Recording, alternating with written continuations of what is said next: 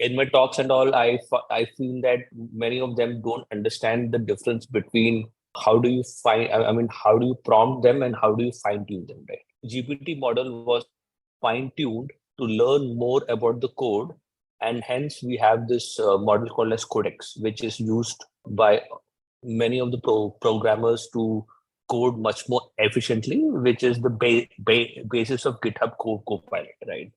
The key takeaway here is that when you want a model to learn a new task, not new knowledge but new task, then you kind of fine tune them.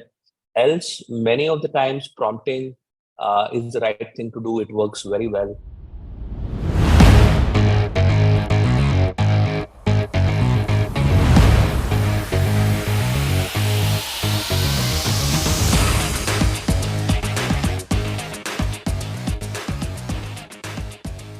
Good morning, good afternoon, or good evening, depending on where you're listening.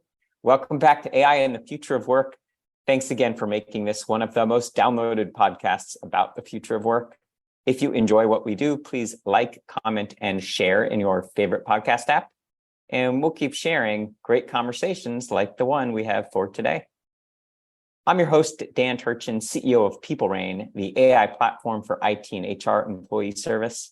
I'm also an investor in and advisor to more than 30 AI-first companies and a firm believer in the power of technology to make humans better. If you're passionate about changing the world with AI, or maybe just looking for your next adventure, let's talk. We learn from AI thought leaders weekly on this show, and of course, the added bonus is you get one AI fun fact each week. Today's fun fact: Samsung has banned access to ChatGPT for all of its nearly 300,000 employees. Why? Staff engineers leaked code to OpenAI when they were using ChatGPT as a co-pilot. In a memo sent company-wide, Samsung said, interest in generative AI platforms such as ChatGPT has been growing internally and externally. While this interest focuses on the usefulness and efficiency of these platforms, there are also growing concerns about security risks presented by generative AI. And we've been talking about a lot of those risks on this program recently. Quite interesting from not only Samsung, but the entire country of Italy banned ChatGPT as well. As always, we'll link to the full article in today's show notes. But now shifting to this week's conversation. Today's guest is the author of a popular Medium blog where he has recently been dissecting generative AI technology for technologists. I read his introduction to the transformer architecture and immediately realized our audience needs to meet Pradeep. A bit like great recent guest, Ken Wenger, Pradeep Menon makes complicated technology accessible, and he's been answering the questions we've all been asking. By day, Pradeep is a CTO at Microsoft in the Digital Natives and Corporate Ventures division in Singapore. He has had one of the best ground floor views of generative AI since Microsoft first invested in OpenAI in 2019, and then again recently in March of this year. Pradeep was previously in similar roles at Alibaba and IBM. He speaks frequently on topics related to emerging tech, data, and AI, the global audiences, and he's a published author. Without further ado, Pradeep, I've been looking forward to this one. Welcome to the podcast. Tell us a little bit more about your background and how you got into the space. Hey, Dan, thanks for having me in this podcast. It's an honor. And we are living in very interesting times in the era of generative AI. I've been working in this space for around a couple of decades now, since 2004. My learnings in AI have all been mostly on the field, right? So I've come from a field-based background. I did my master's in data science as well, but I started way back in 2004 as a developer, right? In the space that we know now as data warehousing. And then from there, worked on a few banks, moved on to work in a startup, and then dabbled in AI in companies like IBM, Microsoft, and Alibaba. In 2020, I came back to Microsoft, wherein my role was mainly to help customers in Asia to use data and AI for their digital transformation as such. Now, what I do is I work as a CTO for the startups and digital native space, wherein the goal is essentially to help startups to adopt Microsoft technology, and generative AI has been the forefront in what they want to do and how they can disrupt the market. So I'm also the author of a book called as Data Lake House in Action.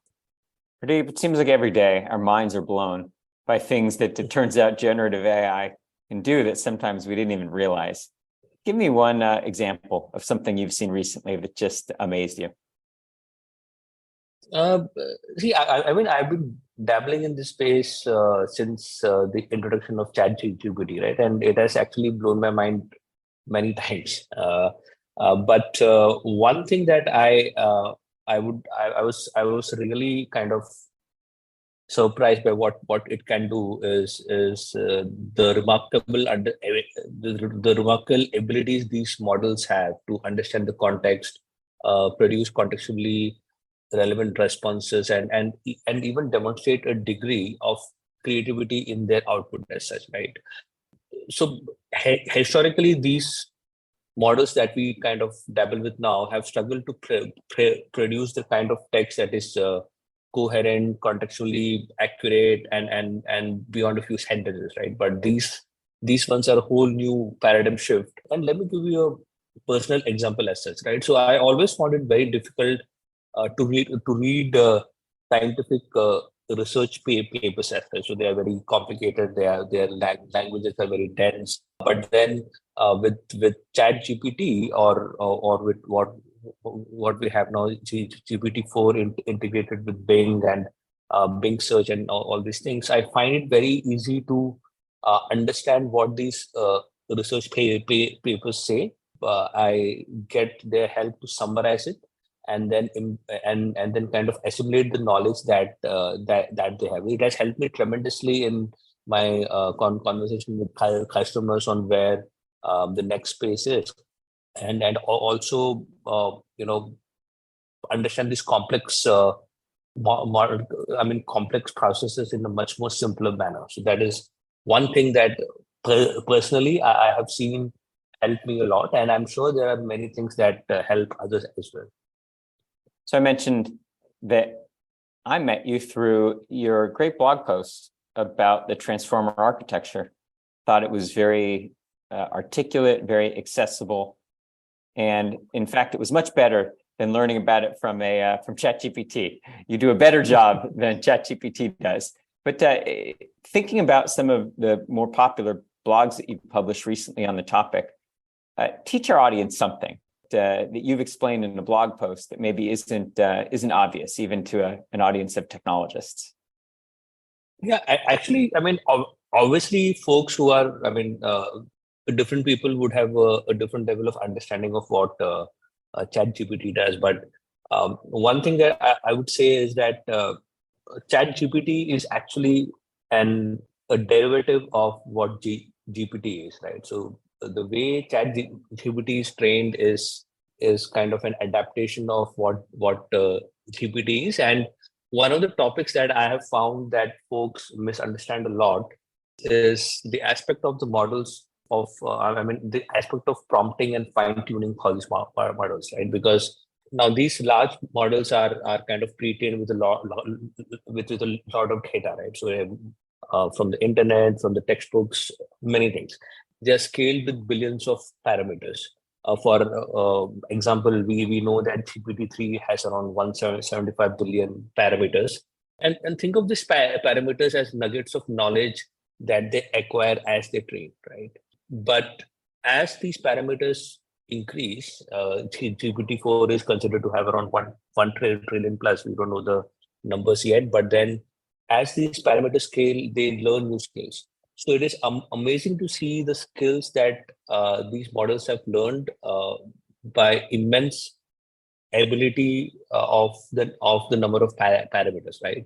And the appropriate way of communicating with these models is through the concept of prompting and fine tuning. I was amazed to see given the right kind of prompts, right, the model responds in a different manner. And in my talks and all, I feel that many of them don't understand the difference between how do you find, I mean, how do you prompt them and how do you fine tune them, right? GPT model was fine tuned to learn more about the code, and hence we have this model called as Codex, which is used by many of the programmers to code much more efficiently, which is the basis of GitHub Copilot, right? The key takeaway here is that when you want a model to learn a new task, not new knowledge but new task, then you kind of fine tune them. Else, many of the times prompting is the right thing to do. It works very well. So that is something that I find that many of them don't can't wrap their mind around these concepts. Read a lot about how RLHF, reinforcement learning based on human feedback, works. And I gotta say, it always feels unbelievable to me that when you take, let's say, 1 trillion parameters, whatever GPT-4 is, and all of the vast, diverse use cases for GPT-4, it doesn't seem like any amount of human feedback through reinforcement learning could make a dent in terms of fine-tuning a model. Anything you can share about how RLHF works that might help our audience understand how it could possibly have an impact on the accuracy of these models? You see, from what I understand is that RLHF, that is, our reinforcement learning human feedback, is actually a process which is done to ensure that ChatGPT doesn't go beyond. It understands the context quite well, right? Because what happens is that if you look at the stages of how they are trained, right? First, they are trained with the transformer architecture, plenty of data, huge supercomputing power to get to know where they are at. But then from there, you want to ensure that the expectations we have with a chatbot is that it is able to chat with us, and then and the model output of the transformer architecture is not conducive for a conversation, right? And hence you go through this process called as supervised fine tuning, wherein I am giving responses to the chatbot such that it is able to chat with me. So a human agent acts like a robot to chat with the chatbot, and then grade it based on what their responses are. So that is a significant effort that you have to give in to ensure that the chatbot is able to chat with us. But the challenge is that even with that, if you ask it something which is beyond its what it is trained for, right, it will go bonkers. So and hence this process of reinforcement learning through human feedback. Now, what happens here is that we would have a human being grading the responses from 0 to 5, right? So depending on the response of the chatbot, if the response is not what we expect, then you kind of give it a penalty, and if it is better, then we give it a reward, right? So that process itself is automated through a reward model based on reinforcement learning, but a human being is there in the loop to ensure that the responses given by the audience, by the chatbot, is conducive to what we think the bot, we think the right answer is. And these kind of human feedback is important, and to ensure that the right kind of guardrails are given to the chatbot, and it doesn't go rogue and beyond the scope of what it needs to be outputting. Two of the limitations, major limitations, I should say, of the transformer architecture are because it's just predicting the best next word. It can what we call hallucinate, or it can invent facts, but also it can replicate bias that's inherent in the data. As a technologist, you understand how the system works, but as a human being, and as someone who's interested in the ethical use of these technologies, how do you think about the trade-offs between the risks but also the capabilities of these models? What I would say here is that this is like a platform shift, right? So like any platform shift, you will have tremendous opportunities, and with that you will have risks associated with the tech, right? So it is a balance that you have to do. First of all, I'm seeing that there are many risks, like there is a risk of misinformation and manipulation, and then a risk of security and privacy. There is risk of who is accountable for the output that it gives. The fourth risk is the lack of explainability, and then how it impacts human creativity. That is, those are the few risks. So I think that it's a balance. But I strongly believe that the opportunities that this tech has, right, completely overweighs the risks that it has, right? Because at the end of the day, think of it like a co-pilot, right? So it is helping you to do your task much better, to be much more productive, much more efficient in what you do, and the output that it gives you is a draft. It is up to you whether to use it or to kind of to validate it, to ensure that the output is quite validated, and then take action accordingly. And hence, what companies like Microsoft are doing is they are creating a concept called as grounding, which means that when you use your Bing chat now, you get links that the answer to the questions that you have asked is kind of annotated through this page, and so on. So it is your responsibility to take that draft and then validate whether it makes sense or not, whether it is from the right source or not. But all it is trying to do is to make you much more productive in the tasks that you want to do. I love that concept of grounding, and I know that Bing is way ahead of anyone else, certainly OpenAI, despite the partnership. But when an LLM generates some content that potentially harms or ends up creating some damages that impact people, who is responsible? Is it the user who trusts the output, or is it maybe the vendor of the LLM who is responsible for the training of the model that produced the content that created harm?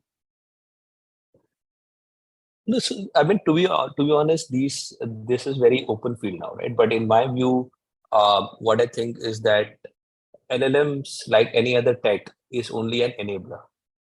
It will give you the information that you have asked for based on its understanding and training and so on. So it is up to it. The ownership is up to you, right? It is a draft that you have to take in and then act. It is not acting on your behalf. It is just giving you the information that you have asked for, and it is up to you how you want to act upon it, right? So it is the same thing like saying that, okay, I'm doing a Google search, but if I get a result which I don't want, whom should I blame? Should I blame Google for it, or should I blame myself because I didn't click the right links? So I think the analogy is a bit similar, but just that because this tech is quite new, it is very, I would say, human-like, right? So you chat with it, you have a notion of that I'm chatting with not a bot, but with a real human. So we tend to take it much more personally, in my view. But the concept out there is, the fact is that it is just a tech, right? It is a tech that you need to use to make yourself much more productive. Like to give you an example now, right? I mean, when I used to write blogs, just a few months ago, for that matter. It would take me at least 1 month because I need to do my research, I need to do my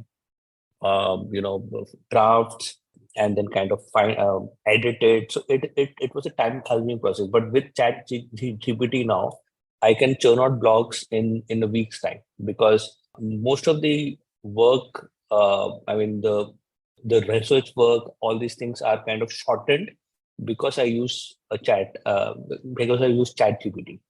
All I have to do is to conceptualize what I want to write, conceptualize the prompts that I'm going to give to the to Chat GPT, and then ensure that the output that it gives me is um, what I want to uh, recommend to my audience, right? So the entire process of writing a blog has come down to a week or so, right? So that means that my productivity as a blogger has improved by uh, a few x times, right?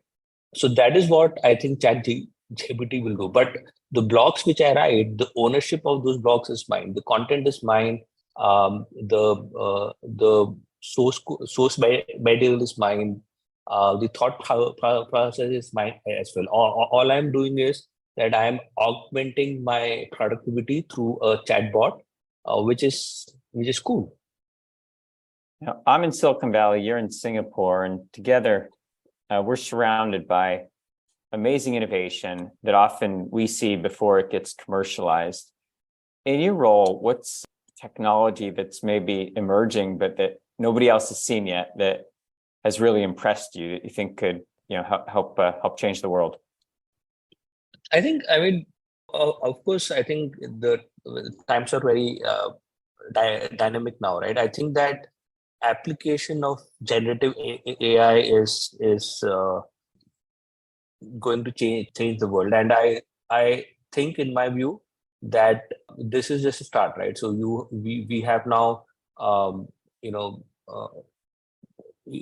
from the generative AI world now is mainly prompts to text, or text to text, or text to images, and then we also have text to videos and so on. But the real thing which I see that is going to transform the way we live in, I mean, the world we live in is number one, creating specialized, I would say, co-pilots, which will help you to do the job much more efficiently than you can do now. And that technology, once it kind of emerges, right, when combined with the world of metaverse, AI, AR, VR, and so on, is going to transform a lot of industry. I think that is still some time to come because of the fact that how AI tech works. Metaverse tech work.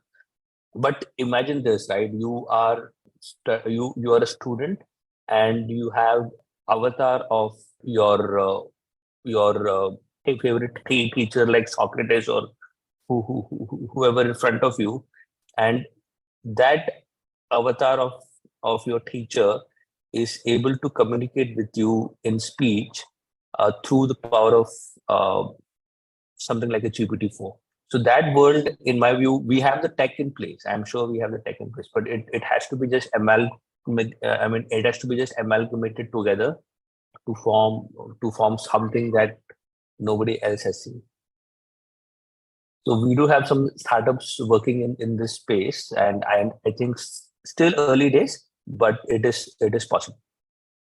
I recently met a company called DID out of Israel that's letting you create avatars in real time, train them on LLMs, and they can be from an image from, I think, as little as one image, and they become interactive avatars with full LLM capabilities. And that blew my mind. And so I understand what you're talking about, these kinds of tutors or various other ways of making these text-to-text or text-image, et cetera, models just come to life almost in real time. It's an amazing use of the technology.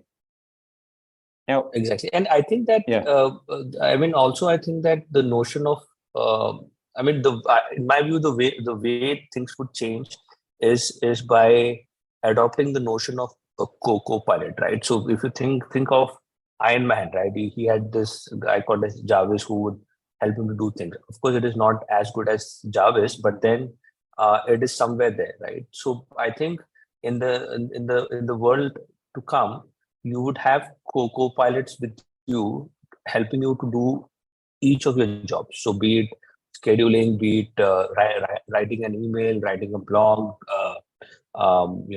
interacting with someone.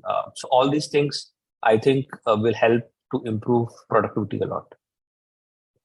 Now, speaking of Jarvis, I feel like a lot of the popular press makes people scared about the potential for AI to eliminate jobs. But you and I are AI optimists. What do you think are some of the new types of careers that will be created by AI? I think the biggest challenge we have at this point in time is how do you regulate this? That is challenge number one. Challenge number two is what are the kind of ethics and policies that we need to have as a framework to ensure that it is used in the right manner. The third challenge we have is that these models, which are huge, and there is a challenge of explainability. How do they come out with what they come out, right? So those are the three key challenges that I see, and I think that apart from the jobs that we have now, like content developer, content generators, and AI in education and all, there are 3 or 4 key new careers which I see coming up, right? Number one is more on AI trainers and curators, right? So those who specialize in preparing, curating data and AI models, ensuring the quality of these models are good, the biases are minimal, and the performance is optimal. So that kind of uh, things would come up. The second thing which I'm seeing would be a new career choice is AI ethics and policy advisors, because that the responsible AI framework is extremely important now, and I think all the big firms out there are doing that, but then still it needs a third party to frame that the guardrails. So I think that would be a new field that is going to emerge, wherein there are experts who develop ethical guidelines, practices, policies surrounding the development and the use of generative AI tech, ensuring that they're aligned with social values, legal requirements, and ethical principles. Right? So that, I think, is a new career which will emerge. And the third thing which I think is that the role of an AI explainability specialist, right, wherein these are folks who are deep in LLMs, who are um, who strive to make these tools and texts more transparent, interpretable, and explainable, because that is very important in understanding and trusting the AI generated output. So I think these are the new fields which would come in, apart from content generators who use AI, which is still out there, right? So I think these are a few opportunities that folks can look out for as and when this tech becomes more pervasive. Pradeep, we're about out of time, but I'm not letting you off the hot seat without answering one very important last question for me. So you talked about how you use AI as a co-pilot in your writing and et cetera. Will there ever be a time, even a decade out, when an LLM or when an AI can do Pradeep's job? That is, I think, that is a very important question. As such, in my view, at least in my view, the technology like LLMs, right? They are only there to improve human productivity. Now, I don't think that it is going to replace my job, to be honest. But what I think is that it is so in a large organization, right? If I could do, if I needed 10 folks to do the same job. So I don't need 10 folks now. So I need to repurpose some of them because the human productivity can be improved a lot. So instead of 10 folks doing a specific job, that would come down to maybe 2 or 3. So I will have to ensure that the remaining 7 folks are repurposed to do something else. So in my view, I don't think that ChatGPT or AI will replace my job. But what I think is that it is going to improve the productivity such that you could do more with less, right? And jobs which are like critical thinking, creative, all and also domain specific expertise, they won't be going away so soon. But I think all I can say at this point in time is that it is a function of improving human productivity. Well, the good news for Pradeep is that at the pace that this technology is evolving, you're going to have a full-time job explaining it to people for a long time. Hopefully you see that as positive. Hopefully, yeah. Good. Well, Pradeep, this has been a lot of fun. The conversation just sped by, and I know we're just getting started. So much more we could discuss, but I do want to make sure the audience knows where they can learn more about you, maybe read your blog and learn more about your work. Sure. I mean, they could follow me on Medium. I mean, at the rate R Pradeep Menon, and also on LinkedIn, the same name. So I write blog quite often, and I love the process of having a co-pilot to help me write my blogs. Excellent. Well, I encourage everyone to go read more about Pradeep. You'll get excited about his work just like I did. Pradeep, thanks again. This has been a lot of fun hanging out. Thank you, Dan. Well, that's all the time we have for this week on AI and the Future of Work. As always, I'm your host, Dan Turchin from PeopleRain, and we'll be back next week with another fascinating guest.